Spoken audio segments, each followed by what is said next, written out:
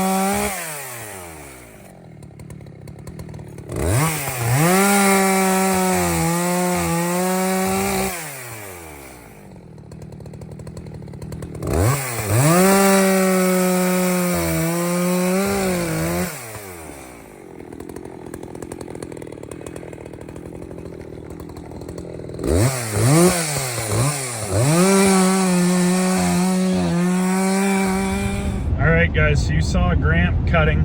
I ran to Portland, Maine to drop my wife off. She has a quick 3-day business trip, and then she's going to be back home on Friday.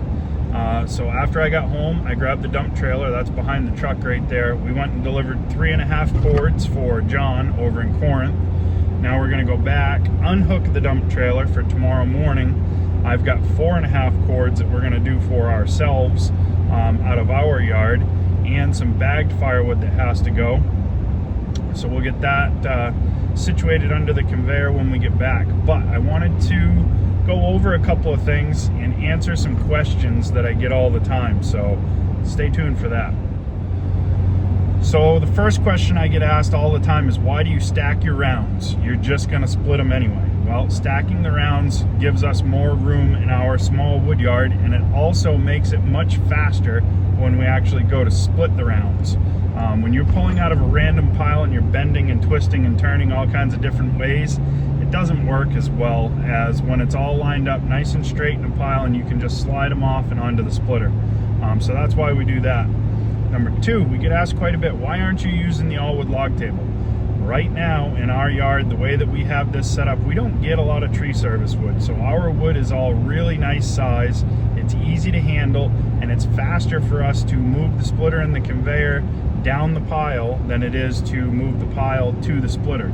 And if I'm moving wood to the splitter with the tractor, I have enough time and I can go fast enough that I can feed Kevin a full log lift full of logs, go back with the tractor, get another one, come back and help him a little bit and stay caught up that way. The table would just make it a little harder for Kevin to reach. So there's 2 of the questions out of the way. But one of the questions I get asked all the time is, where is Gramp's PPE? Where are your hearing protection? Where are your glasses?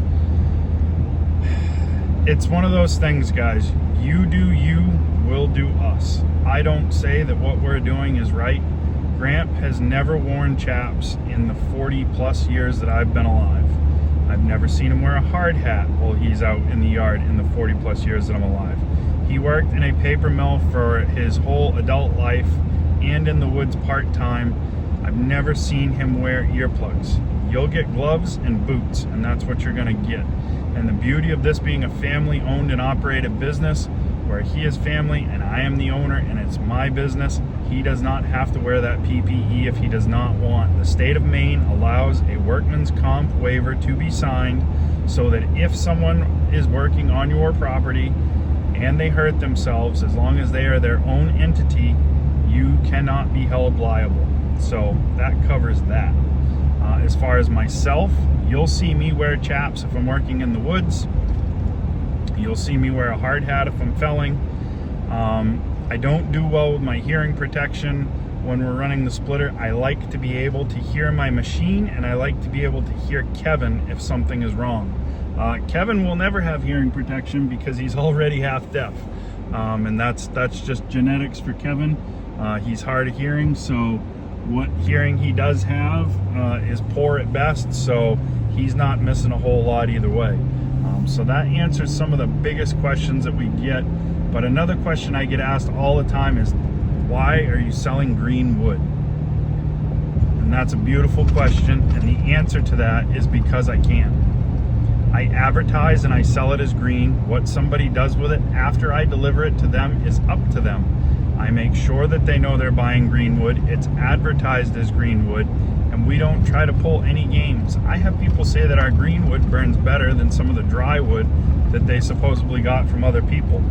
That may be so, and I don't claim for it to be, but I know that we sell green wood because for the volume that we do, my yard is physically not large enough to make sure that that's all dry wood, and I don't have enough money to sit on up to 1,000 cords of wood when we're paying $150 to $175 a cord for firewood. So we sell it green. Most of the people up here in Maine, they buy it ahead, they stack it, they season it, and then they burn it when it's ready.